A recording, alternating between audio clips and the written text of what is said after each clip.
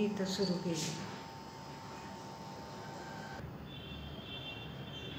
Hello students of 7th standard. Today we are going to start the remaining part of your lesson, that is lesson number 20 in the world of the stars.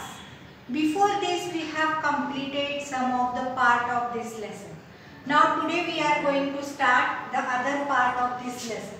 See there, we have seen that in the universe there is presence of sun, moon and stars. Now these all are nothing but the celestial bodies that we have known here. These are also called as the heavenly bodies. See here, now more we are going to see about this, you can say about these bodies. The sun, the moon and the stars are seen to rise in the east and set into the west. इसका मतलब क्या होता है बच्चों? देखिए, सन, moon और stars जो है वो ईस्ट को राइज होते हैं और वेस्ट को सेट होते हैं. यानी जब वो राइज होते हैं तो वो ईस्ट को राइज होते हैं और जब वो सेट होते हैं तब वो वेस्ट को होते हैं.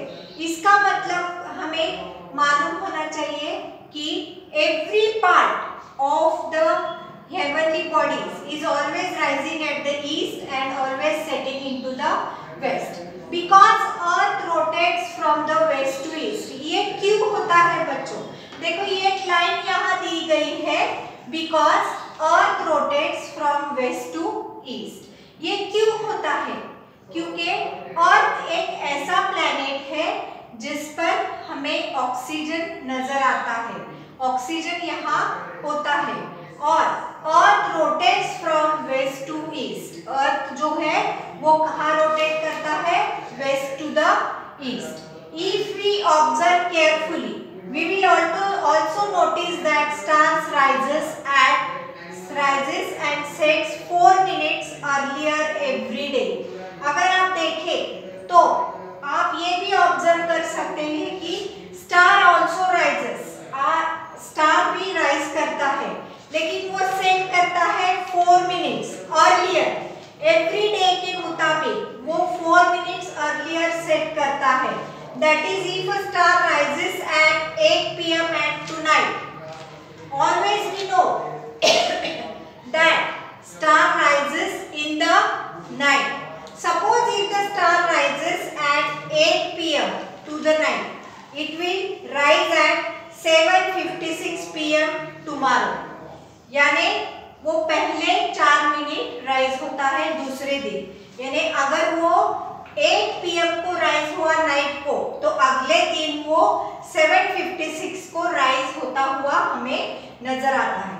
Against the background of the stars, the sun and the moon appear to move from west to east. हमने क्या देखा है? देखिए, हमने यहाँ देखा है the earth rotates from west to east. Similarly, the sun and the moon appears to move from west to the east. Moon और sun और moon ये भी appear होते हैं या ये भी move होते हैं from west to east. The sun moving through 1 degree every day and the moon through 12 to 13 degrees. अगर आप देखें तो इनका मूवमेंट अगर आप देखें तो सन की मूवमेंट जो होती है वो 1 डिग्री से होती है और मून की जो मूवमेंट होती है वो 12 to 13 डिग्रीज की मूवमेंट हमें नजर आती है. This happens due to the motion of the earth around the sun. ये क्यों होता है बच्चों? क्योंकि अर्थ हमेशा सन के बाजू में से मोशन करता है and that of the sun round the earth. Then see next one, constellations.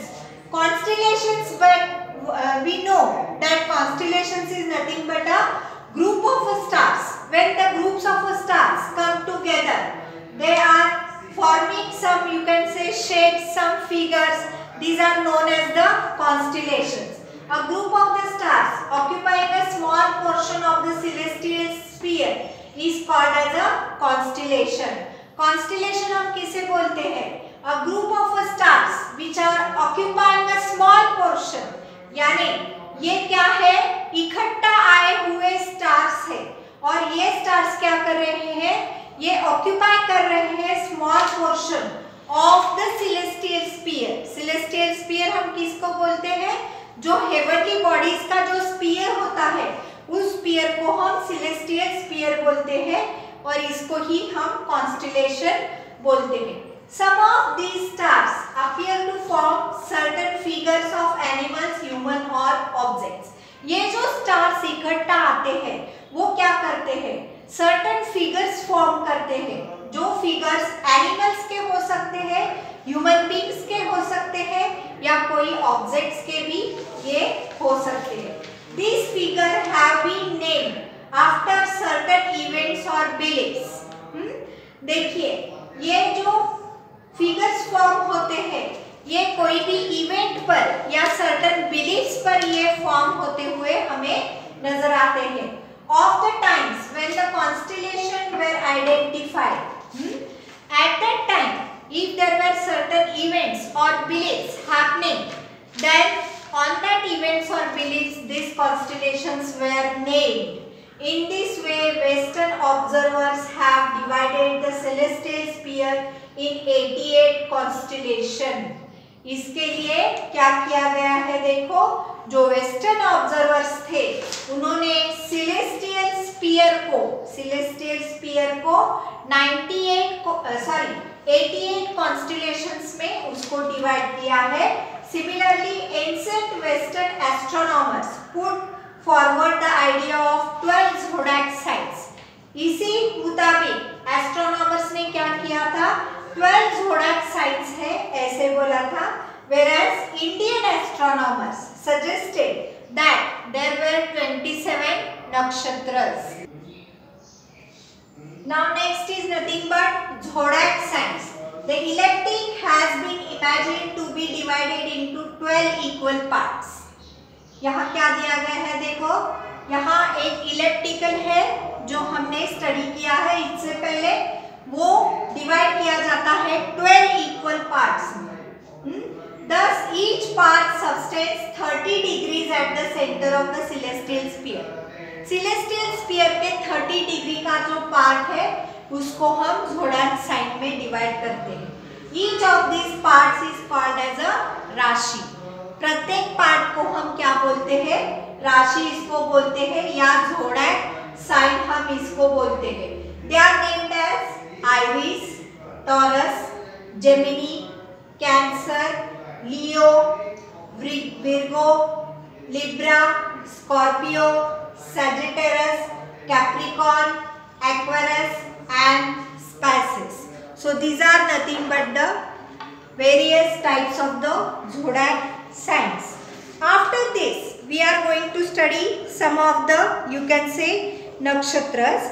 The moon completes one revolution round the earth in approximately 27.3 days. यानी क्या, मून अपना एक रिवॉल्यूशन कंप्लीट करता है अर्थ के round, approximately it is about 27.3 days. The portion traversed by the moon in one day is called as a nakshatra. जो portion moon travel करता है वन डे में उसको हम क्या बोलते हैं, एक नक्षत्र हम उसको बोलते हैं। So if we divide 360 degrees into 27 equal parts, each equal part is about 13 degrees and 20 minutes. अगर हम इसको डिवाइड करें तो हमें हर एक पार्ट 30 डिग्रीज और 20 मिनट्स का हमें यहाँ आता हुआ नजर आता है। नक्षत्र is known for the brightest star that it's contains. नक्षत्र को हम क्या बोल सकते हैं, ये एक ब्राइटेस्ट स्टार हम इसको बोल सकते हैं। The brightest star is also called yoga यात्रा, इसको हम योगा यात्रा भी बोल सकते हैं। Which nakshatra we can see during a sky watch depends on the position of the earth along its orbit. जो नक्षत्र हम देखते हैं आसमान में उससे ही हमें अर्थ पर ये नक्षत्र हम उसके बोल सकते हैं। देखिए, always remember, here it is on page number 133.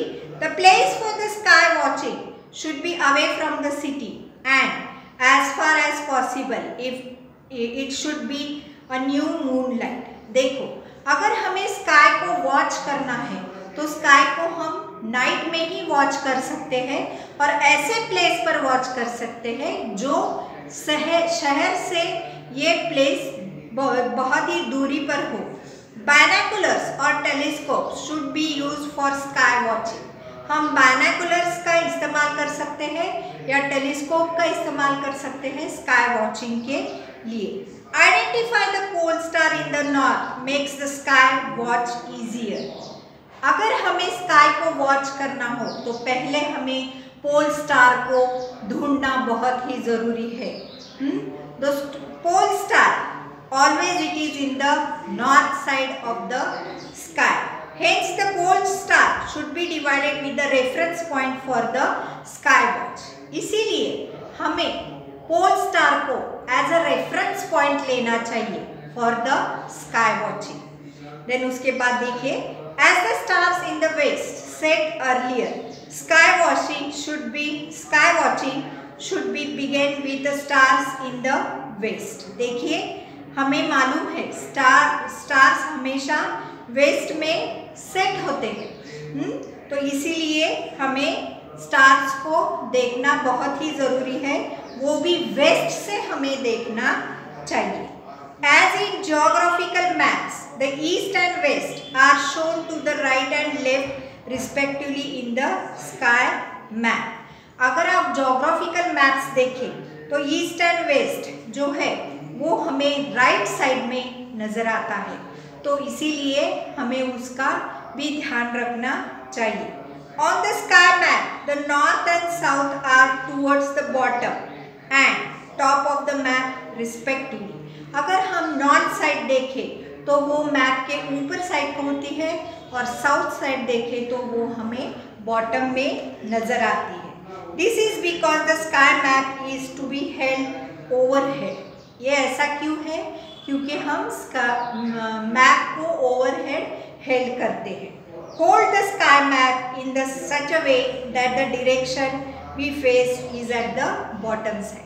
हमें मैप को इसी तरह होल्ड करना चाहिए कि जैसे कि उसके डायरेक्शंस हमें बॉटम साइड को नज़र आए.